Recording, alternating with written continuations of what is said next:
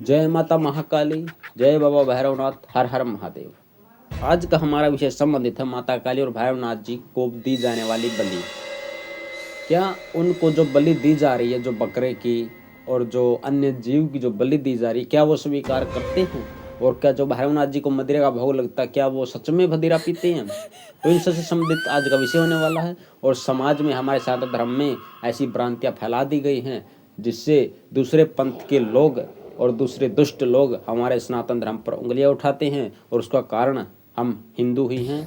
और हिंदू नहीं, ये हिंदू नहीं, ये वो दोगले हैं जो इधर भी पूजा करते हैं और मुस्लिम शक्तियों को भी पूजती हैं।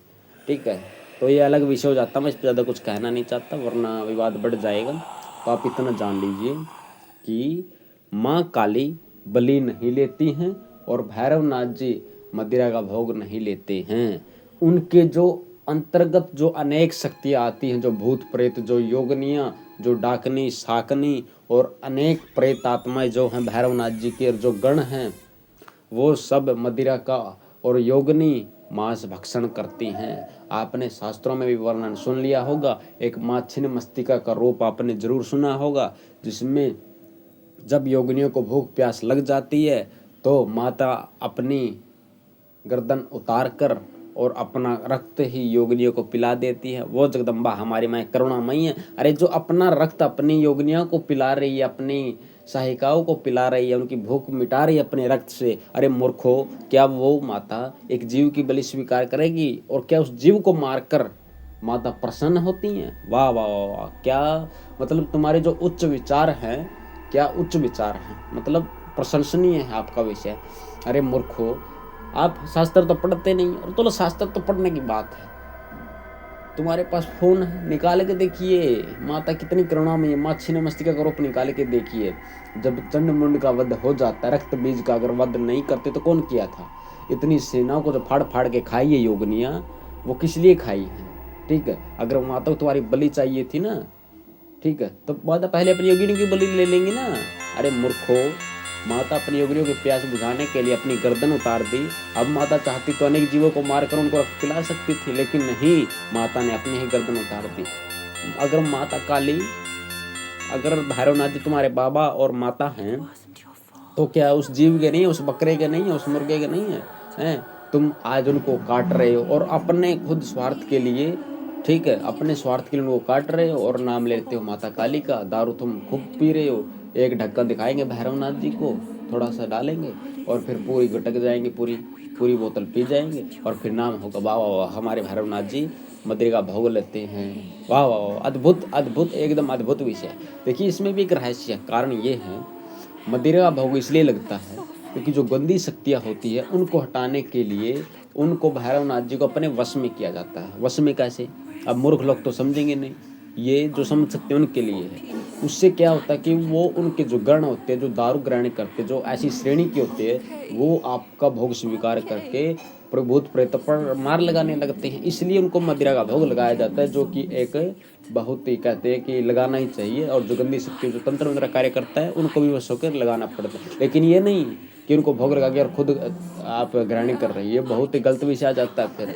ठीक है, और माता काली को जो लोग बलि के, जैसे बलि की भोग देते हैं, उसमें नींबू की दे दीजिए, नारियल की दे दीजिए, लेकिन अब काटना, ये कहते जीव ही है। वाह वाह वाह, एक तरफ कह रहे अहिंसा परमो धर्म है, इसका भी अलग विषय चल रहा है। सबने पढ़ा दिया अहिंसा परमो धर्म, अहिंसा परमो धर्म है। अरे इसको पूरा मतलब जान लो, अहिंसा परमो धर्म है, धर्म अहिंसा तथैव च, यानी हमारे सनातन धर्म में अगर धर्म के लिए हिंसा करनी पड़े तो वो अहिंसा से सर्वोत्तम है, सर्वोपरि है। आप ये भी जान लीजिए। कहीं भी आधा पढ़ के आ जाएंगे और अपना ज्ञान झाड़ने लगेंगे हैं, और फिर कहेंगे माता काली को बलि दी जाती है, भैरवनाथ जी मदिरा का भोग लेते हैं, भोलेनाथ को भांग चढ़ती है। बताओ, हमारे भोले बाबा तक को नहीं छोड़ा। वो इतने भोले हैं, कुछ नहीं कहते तो हम नहीं कहेंगे क्या? अगर उनके भैरवनाथ जी को आप कुछ कह के देखो, काशी में जाके हवाबाजी करो भैरवनाथ जी के सामने, फिर तुमको बताएंगे हमारे भोले बाबा तेरा भोले। बोले भोले बाबा तो भांग ग्रहण करते, हम भी भांग पियेंगे। अरे मूर्खो, तुम्हारी बुद्धि कितनी भ्रष्ट हो चुकी है। तुमने भोले बाबा को भांग से जोड़ दिया, धुएं से जोड़ दिया, माता काली को बलि से जोड़ दिया और भैरव जी को मदिरा से जोड़ दिया। तुम्हारी कहाँ तक बुद्धि है, हमारी तो समझ में नहीं आ रही है। इसलिए अगर आप ऐसा दुष्ट कृत्य करते हैं तो आप एकदम नीचता के भागीदार हैं। अरे माँ जगदम्बा हमारी वो हैं जो अपनी योगिनियों को भोग मिटाने के लिए अपनी गर्दन उतार दी थी, अपना रक्त पिला दिया था। हमारे भोलेनाथ वो हैं जो सृष्टि को बचाने के लिए विष ग्रहण करने गए, कर लिया था उन्होंने। ठीक, अब कुछ लोग कहेंगे उसी विष को शांत करने के लिए भांग पी थी। अरे मूर्खों, कहाँ लिखा है, कहाँ पुराणों में लिखा, कहाँ तुमने पढ़ लिया? पढ़ते कुछ हो नहीं, और फिर वही नीचों वाली बात करोगे, शूद्रों वाली हैं। अब मैं वचन ऐसे बोल दूंगा, फिर आपको अच्छा नहीं लगेगा, लेकिन जिसको अच्छा लगेगा वही सुनना।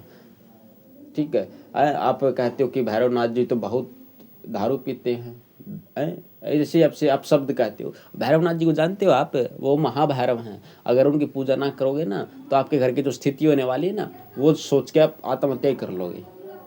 ठीक है, आपके घर में सर्वनाश तांडव मचेगा, भूत प्रेत, अगर भैरवनाथ जी घर की रक्षा ना करे तो। हर घर में एक भैरव बाबा और एक करके कुलदेवी पूजती हैं। कुलदेवी के साथ हनुमान जी और भैरवनाथ जी पूजे ही जाते हैं। जो नहीं पूजते ना उनके घर का हाल पूछो। किसी की शादी नहीं हो रही है, किसी के घर में बच्चे नहीं हो रहे हैं, किसी के घर में पेशी खेल रही है, लड़कियों पर संकट आ रही है, किसी का कुछ हो रहा है, किसी का कुछ हो रहा है।